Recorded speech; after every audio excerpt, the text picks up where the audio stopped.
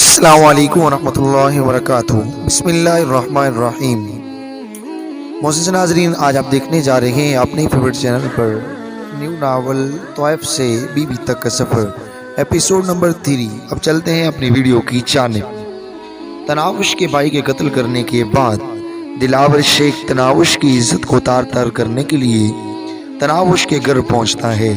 آگے کیا ہوتا ہے یہ سب دیکھنے کے لیے ہمارے ساتھ رہیے گا۔ شکل کا تو پتہ نہیں، مگر چال دیکھ کر لگتا ہے وہ بھی میری ہونے والی بیگم کی طرح ہی ہوگی۔ دلاور شیخ نے غلیظ انداز میں مولوی صاحب کو اس کی بیٹی کا حوالہ دے کر دھمکی دی تھی۔ تجھے اللہ پوچھے گا دلاور، تم ضرور اللہ پاک کا غضب ہوگا تمہارے اوپر۔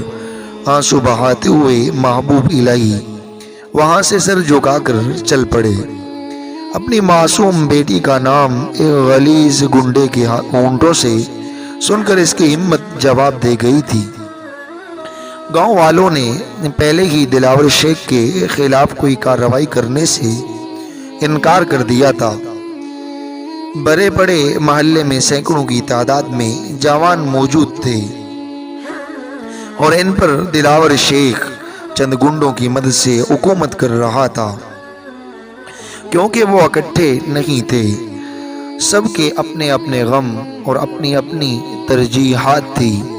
مسلمانوں کی مثال ایک جسم کی سی ہے کہ ایک مسلمان کا دکھ درد سب کا دکھ درد ہوتا ہے، مگر جہاں ایسی کوئی بات نہیں تھی، ہر ایک اپنی پڑی تھی ہر ایک کو۔ بشرا خاتون کے گھر پر آنے والی مصیبت کو اسی نے جھیلنا تھا۔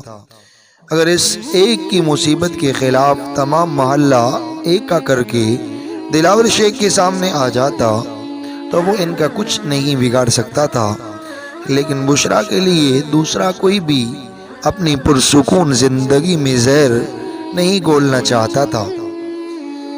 ایک غریب مولوی نے لوگوں کو اکٹھا کرنے کی جرت کی اور اسے سب لوگوں کے سامنے تماشا بنا دیا گیا۔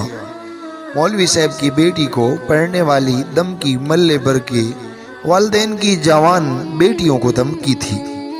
جو شخص مولوی محبوب الہی جیسے سفید ریش اور باعزت شخص کے ساتھ اتنے گھٹیا انداز سے پیش آ سکتا تھا، اس کا سلوک عام لوگوں کے ساتھ کیسا ہوتا؟ ابے مولوی، آخری بات سنتا جا۔ میں جانتا ہوں کہ تم کیوں ماں بیٹی کی مدد کرنے پر ادار کھائے ہوئے ہو۔ بشرا خاتون ابھی تک خوبصورت ہے اور تمہاری کافی عرصے سے بیچاری بیوہ پر نظر ہے۔ تم بھی کچھ خدا کا خوف کھاؤ، تمہیں ایسی حرکتیں زیب نہیں دیتی۔ اگر زیادہ جوانی چڑھی ہے تو اس سے شادی کر لو، جیسے میں اس کی بیٹی سے شادی کرنے والا ہوں۔ دلاور شیخ اپنے غلیظ ہونٹوں سے غلاظت ہی تو اگل سکتا تھا۔ مولوی محبوب الہی کے پاس اس کی گندی باتوں کا کوئی جواب نہیں تھا۔ وہ غم و غصے اور دلاور کے توہین امیز سلوک سے لرزتا کامتا ان کے گھر سے نکل گیا۔ یہ باقی لوگ جہاں کھڑے کیا تماشا دیکھ رہے ہیں؟ دفع ہو جاؤ جہاں سے۔ وہ وہاں موجود باقی لوگوں پر برس پڑا۔ تمام کان دباتے ہوئے ان کے گھر سے نکل گئے تھے۔ سن لے بڑھیا، تیرے عاشق کو تو اس کی اوقات یاد دلا دی ہے میں نے۔ آئندہ تم بھی ذرا ہوش میں رہنا، یہ نہ ہو مجھے شادی سے پہلے ہی تمہاری بیٹی سے سہاگ رات منانا پڑے۔ اس کی بات سن کر اس کے آدمیوں نے گھٹیا انداز میں کہکا لگایا۔ بشرا خاتون وہ ذلت امیز باتیں سن کر بس دل ہی دل میں اللہ پاک کو پکارنے لگی۔ اس کی نم اولود آنکھیں آسمان کی طرف اٹھ گئی تھی۔ اس کے لیے بھائی کا غم اتنا چھوٹا نہیں تھا کہ جلدی ذیل ہو جاتا، مگر زندگی کسی کے غم اور دکھ کی وجہ سے رکا نہیں کرتی۔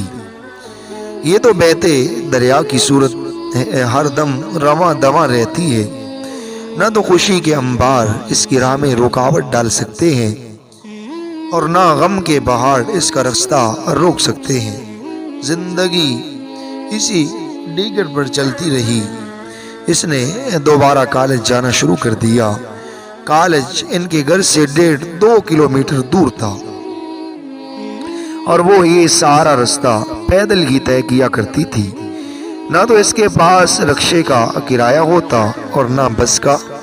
پہلے تو بھائی کی وجہ سے ان کی گزر بسر ہو جایا کرتی تھی، اب تو وہ بھی نہیں ہو رہا تھا۔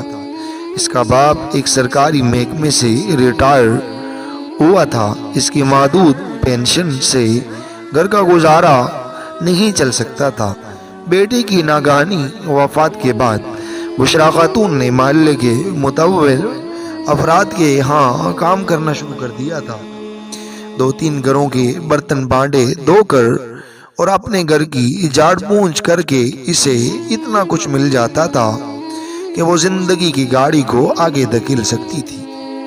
تناوش کو تعلیم جاری رکھنے میں کوئی فائدہ نظر نہیں آ رہا تھا۔ وہ بھی ماں کا ہاتھ بٹانا چاہتی تھی، لیکن ماں بیٹی کو دلاور شیخ کی دھمکی کھائے جا رہی تھی۔ اس نے واضح طور پر کہا تھا کہ اگر اس نے تعلیم کا سلسلہ منقطع کر دیا تو وہ اسے اٹھا کر لے جائے گا، ورنہ وہ اپنی بیوی کو BA پاس دیکھنے کا متمنی تھا اور BA کرنے تک وہ اس مصیبت سے جان چھڑائے رکھنا چاہتی تھی۔ اس کے ساتھ یہ بھی حقیقت تھی، اس کی ماں بھی اس حق میں نہیں تھی کہ وہ لوگوں کے گھروں میں جھاڑو پونجا کرے۔ یوں بھی اس کی شکل و صورت ایسی تھی کہ گھر میں موجود مردوں کی نیت خراب ہوتے دیر نہ لگتی۔ کبھی کبھی وہ سوچتی کہ گھر سے کہیں بھاگ جائے، مگر اس کے ساتھ ہی یہ حقیقت اس کی آنکھیں کھول دیتی کہ آخر وہ جائے گی کہاں، اور پھر ایک دلاور شیخ سے جان چھڑا کر شاید اسے کتنے دلاوروں کو بھگتنا پڑے گا۔ اس کی ماں نے بھی یہی سوچا تھا، لیکن تھوڑے مختلف انداز میں۔ اس نے گھر بیچ کر اپنی بیٹی کے ساتھ بھاگ جانے کا سوچا۔ جن گھروں میں وہ کام کرتی تھی ان میں سے ایک ہمدرد شخص حاجی منظور کو اعتماد میں لے کر اس نے یہ درخواست کر دی کہ ان کے گھر کے لیے کوئی گاہک ڈھونڈ لائے۔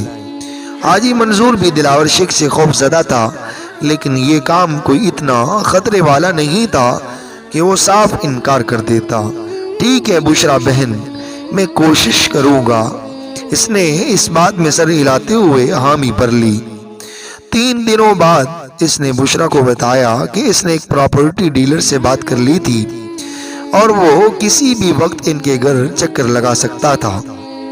بشریٰ نے حاجی منظور کا شکریہ ادا کرتے ہوئے کہا، حاجی صاحب اگر ہو سکے تو پراپرٹی ڈیلر کو یہ بتا دیں کہ وہ سپیر کے وقت تشریف لائے کہ اسی وقت میں گھر میں موجود ہوتی ہوں۔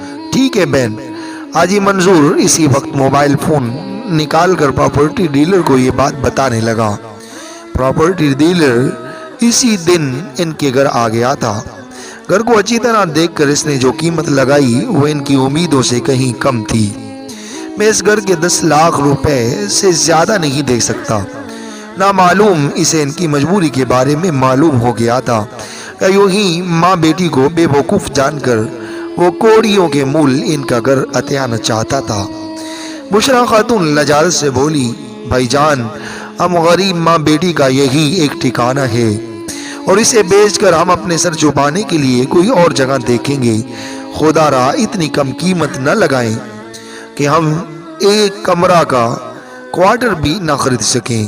وہ کاروباری لہجے میں بولا، بہن جی 6 مرلے کے مکان کی کیا قیمت لگاؤں؟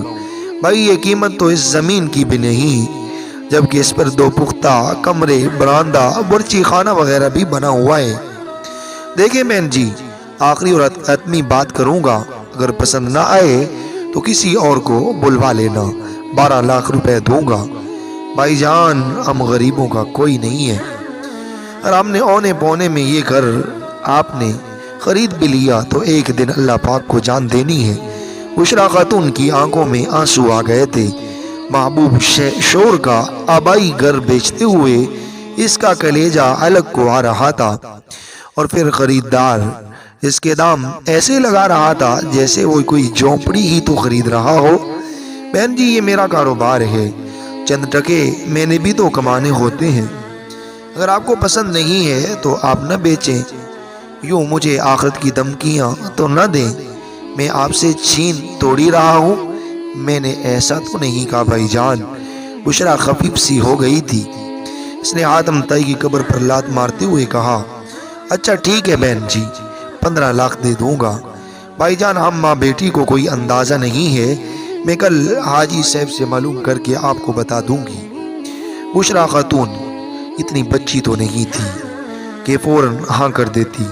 10 لاکھ سے بات شروع کرنے والا اگر 15 لاکھ تک کی آفر کر سکتا تھا تو یقیناً حاجی صاحب کے درمیان میں آنے کی وجہ سے کچھ مزید رقم بڑھا دیتا۔ ٹھیک ہے بہن جی، آپ حاجی صاحب سے پوچھ لیں اور پھر جو فیصلہ ہوگا مجھے اس نمبر پر بتا دینا۔ اس نے اپنا تعارفی کارڈ اس کی طرف بڑھا دیا۔ کارڈ لے کر بشرا نے کہا، بھائی جان آپ چاہے تو پی کر جائے نا۔ نہیں بہن، پھر کبھی صحیح، کہہ کر وہ ان کے گھر سے نکل گیا۔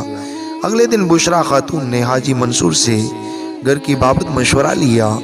حاجی منصور نے اسے سمجھاتے ہوئے کہا، بہن مجھے کوئی خاص اندازہ تو نہیں ہے، لیکن 15 لاکھ مناسب رقم ہے، اور یوں بھی آپ کے جو حالات ہیں ان کے مطابق اس رقم کو غنیمت سمجھو۔ جان اور عزت سے بڑھ کر نہ مال ہوتا ہے اور نہ دولت اور نہ زمین جائیداد۔ ٹھیک کہہ رہے ہیں بھائی جان۔ بشرا نے اس کی بات پر اس بات میں سر ہلایا۔ گھر واپسی پر اس نے تناوش کو پراپرٹی ڈیلر سے بات کرنے کو کہا۔ وہ اپنے موبائل سے پراپرٹی ڈیلر کا نمبر ڈائل کرنے لگی۔ چند گھنٹیوں کے بعد ہی اس کی سہمی ہوئی ہیلو ابری۔ ہیلو انکل، میں بشرا بیگم کی بیٹی بات کر رہی ہوں۔ کل آپ ہمارا مکان دیکھنے آئے تھے۔ تناوش کا تعارف بھی پورا نہیں ہوا تھا کہ اس نے رابطہ منقطع کر دیا تھا۔ اس نے حیرانی بھرے لہجے میں موبائل کو کان سے ہٹایا اور دیکھا اور دوبارہ کال ملانے لگی۔ گھنٹی کے جاتے ہی نمبر مصروف کر دیا گیا تھا۔ تناوش نے گارڈ پر اس نمبر کو بغور پڑھا کہ کہیں وہ غلط نمبر تو نہیں ملا رہی تھی، مگر نمبر میں کوئی غلطی نہیں تھی۔ وہ دوبارہ نمبر ڈائل کرنے لگی۔ اس مرتبہ پہلی ہی گھنٹی پر کال اٹینڈ کر لی گئی تھی اور اس کے کچھ کہنے سے پہلے ہی ریسیور سے ڈری سہمی ہوئی آواز برآمد ہوئی تھی، مس آپ مجھے بار بار کال کر رہی ہیں، خدا کے واسطے مجھ سے رابطہ نہ کریں، میری توبہ، میں نے آپ کا گھر نہیں خریدنا۔ چاچا جان کیا ہوا آپ کو معلوم نہیں ہے کیا ہوا ہے؟ وہ غم و غصے سے پھٹ پڑا تھا۔ شاید آپ کو کوئی غلط فہمی ہوئی ہے۔ اس نے بے ربط ہوتی دھڑکنوں پر قابو پاتے ہوئے دامن امید دراز کیا تھا۔ مجھے کوئی غلط فہمی نہیں ہوئی بی بی جی، دلاور شیخ نامی گنڈے کے آدمیوں نے مجھے مارنے پیٹنے کے ساتھ دھمکیاں بھی دی ہیں کہ اگر میں نے آپ کا گھر خریدا تو مجھے زندہ نہیں چھوڑیں گے۔ میں معذرت خواہ ہوں محترمہ، اور امید ہے اب آپ مجھے کال نہیں کریں گی۔ یہ کہتے ہی اس نے رابطہ منقطع کر دیا تھا۔ ناظرین، یہ ناول ابھی تک جاری ہے۔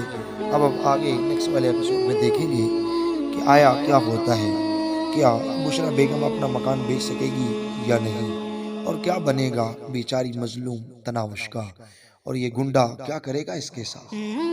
سب دیکھنے کے لیے ہمارے ساتھ رہیے گا، اور آپ ہمارے چینل پر نئے ہیں تو پلیز ہمارے چینل کو سبسکرائب کر لیجئے، ہماری ویڈیو کو لائک اور شیئر کیجئے، کومنٹس باکس میں اپنے رائے کا اظہار ضرور کیجئے۔